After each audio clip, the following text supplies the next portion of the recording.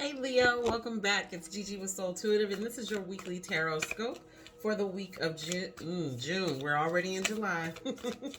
For July 2nd through to July 8th. July 2nd through July 8th. Take into consideration this week we do have a full moon. You already talking. Okay, Leo, let's go. And you're starting off with aces this week. Okay, what else is going on? Let's see, what else do we have? Did I see that one flip? Oh, I guess that one bounced back. Oh, that's interesting. Additional messages for Leo, please. Additional messages for Leo. Okay. These are not yours. Just FYI. Don't get in a tizzy. They're just not yours.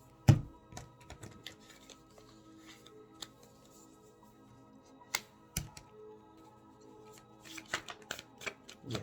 Okay. There we go.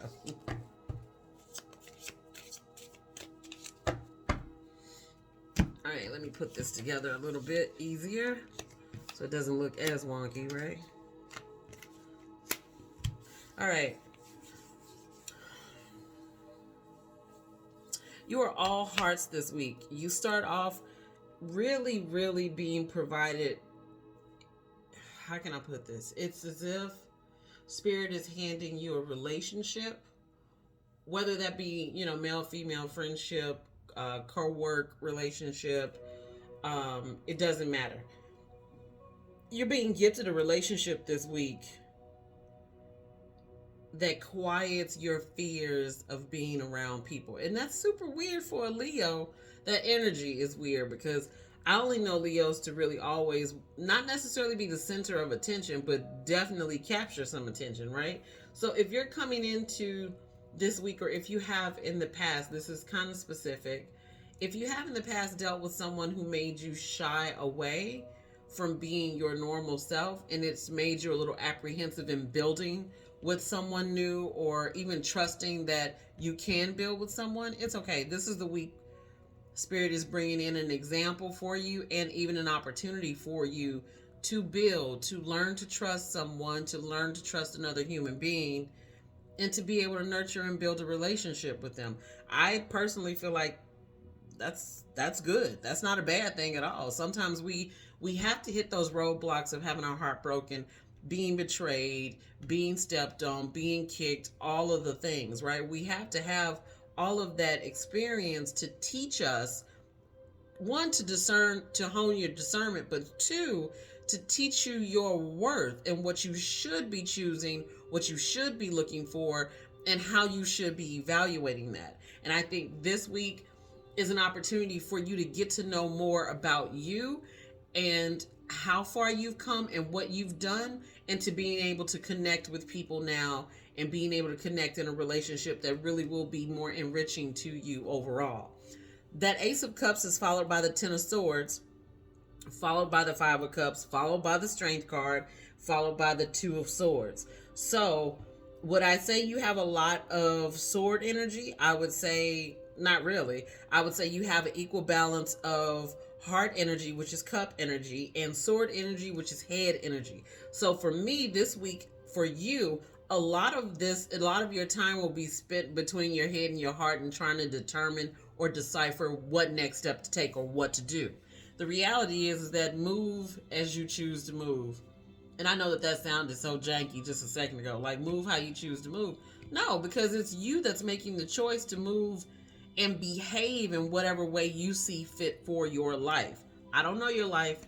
I'm reading the energy of the cards. So that's what this is. This is truly really for confirmation and not necessarily a play-by-play on what you need to do.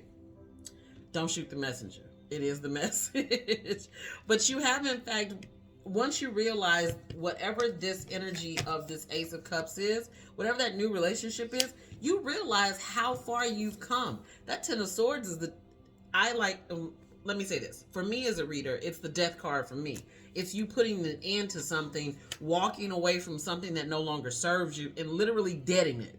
Like, you don't deal with it, you don't do it no more, you don't talk shit about people, or whatever the case may be, or you don't let people talk shit about you, whatever the case may be, you no longer do it. But you move from that energy to this Five of Cups energy, like, I want to make sure I didn't spill anything and I didn't leave anything behind. Stop. Stop. If you chose to walk away from a situation because it was no longer to your benefit, guess what? It's no longer to your benefit. Don't second guess that, because I feel like that's you second guessing what God led you to or what spirit led you to when they were telling you to get the fuck on or get on away, right? Following that is the Strength card. So in the middle of the week somewhere, you will realize that you were a strong individual for being able to step away. And I'm also thinking that wonderful Leo energy. See how that lady looks? She's half lion and half human, right?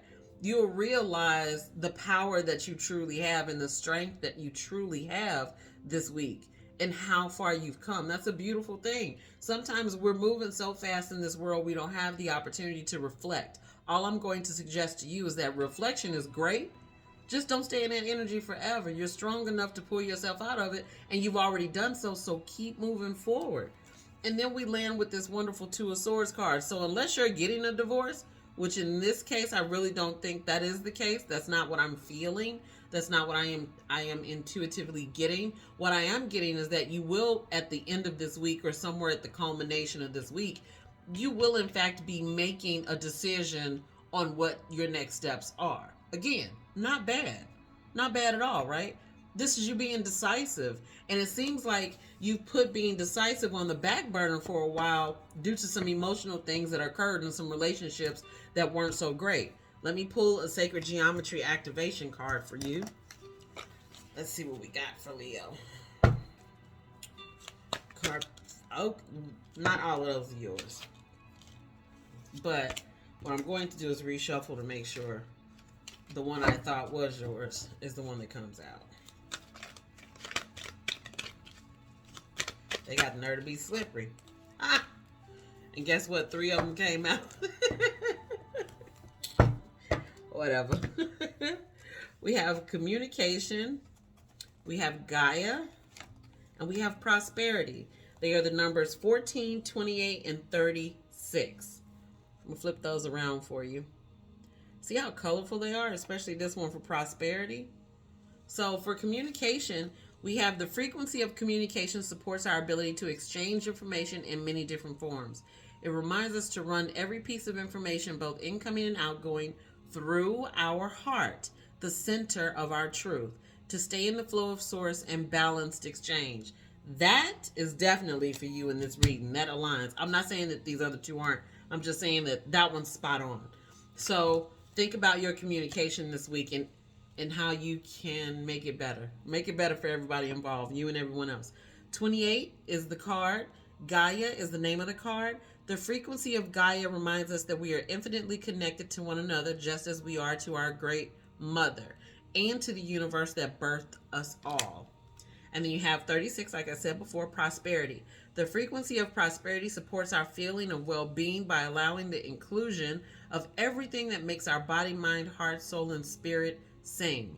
It invites us to express ourselves in joy and celebration of the abundance and riches that the universe provides. Ashe. All right, beautiful, beautiful reading, Leo. Come back, let me know, hit the like button, share, subscribe, do all the things that the other wonderful YouTubers tell you to do as well. Come back and see me, but that, my dear, is all I have for you. You honor me by being present, and thus I honor you by being present. And until next time and next week, peace.